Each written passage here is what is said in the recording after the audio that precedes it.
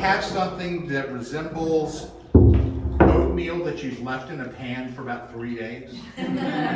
It is so thick, so starchy that you can set the mash rake here, walk away, and it will not move. That is until we add the last of our grains, and that's malted barley. This is kind of where the magic happens. There are enzymes in this malted barley that perform two very critical functions.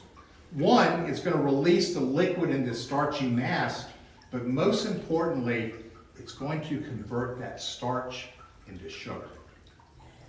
Within 3 minutes of introducing this malted barley into this starchy mass, we begin to see a structural change. Within the hour, it has completely released and returned to a liquid state. Almost like the consistency of thick tomato soup. We're going to wait for the temperature to drop sufficiently to add our very last ingredient, and that's our yeast. Yeast goes in, a cover goes on, and over the next 3 to 5 days, the yeast is going to go through, it's going to eat that sugar and convert it to alcohol and carbon dioxide. It's called distiller's beer. It's about 6 to 8% alcohol. Fermentation is now complete. Now we're ready to move to distillation.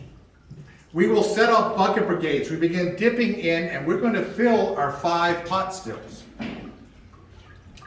Easiest way to describe a pot still, it is a big copper pot built into a brick oven.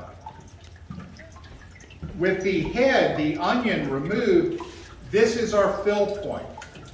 We're going to charge the stills, filling them up about 3/4 of the way, and then put the head back on. We will now be creating a closed system. We build a fire in the firebox. By definition, distillation is separating out liquids by their boiling point. Now, the boiling point of alcohol is significantly lower than water. So as we begin to approximate 173 degrees Fahrenheit, alcohol gas, alcohol vapor will start to rise up into the top of the still. Under pressure, it will force its way down this line arm and into this copper tube. Inside is something called a worm tube. You can look on the barrel over there to see what it looks like. It sits inside a worm tub.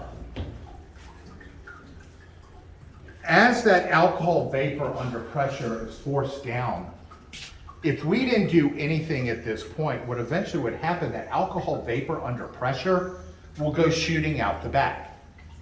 There's not much of a market for alcohol vapor. So we want to take the gas inside what is now a screeching hot tube. If we cool the tube, what's going to happen to the gas inside? Change state. It's going to condense. It's going to return to a liquid state. Now, to do that, we need cold water. And the water that powers the mill next door is diverted into the distillery. So we bring cold water in.